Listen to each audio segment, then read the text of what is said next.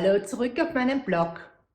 Heute stellen wir gemeinsam ein Fichtennadel-Badesalz her.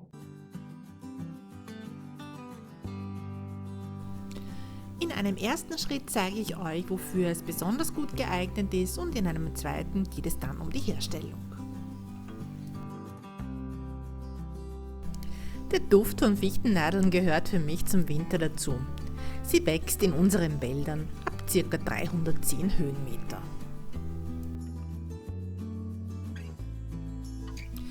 Die Fichte ist ein alter Heilbaum, der eine entzündungshemmende, hustenstillende, schleimlösende und durchblutungsfördernde Wirkung hat.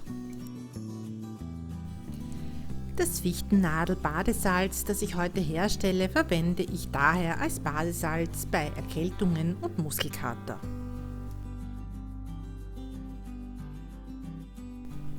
In der Beschriftungsbox unter dem Video findet ihr wie immer das Rezept zum Nachlesen und weitere nützliche Infos rund um die Fichte.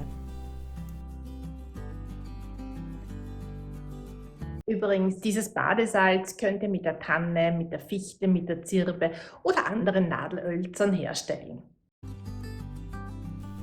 Zu Beginn braucht ihr 300 Gramm Salz. Ich habe grobes Salz dafür verwendet, aber ihr könnt auch normales Tafelsalz dafür nehmen.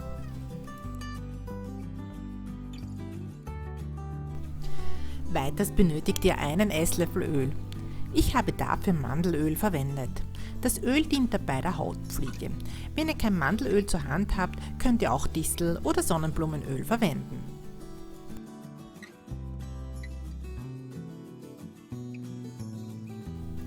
Dem Ganzen folgen 2 Esslöffel Backpulver.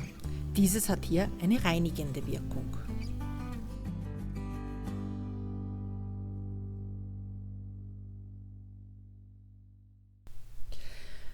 Auf das bisherige folgen 1 bis 2 Esslöffel Fichtennadeln. Ich habe hierfür getrocknete Fichtennadeln verwendet, die man in April und Mai sammelt.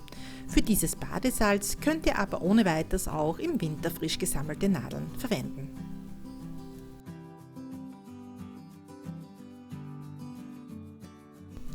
Abschließend kommen 20 Tropfen ätherisches Fichtennadelöl dazu. Achtet bitte darauf, dass ihr eines in Bio-Qualität verwendet.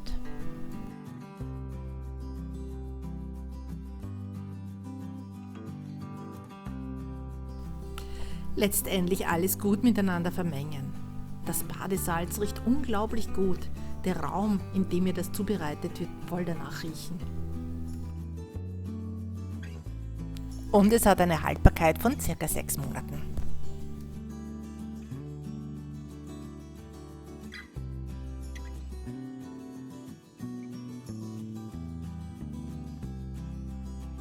Schließlich alles in verschließbare Behälter füllen. Ich persönlich finde, es ist auch ein total nettes Geschenk.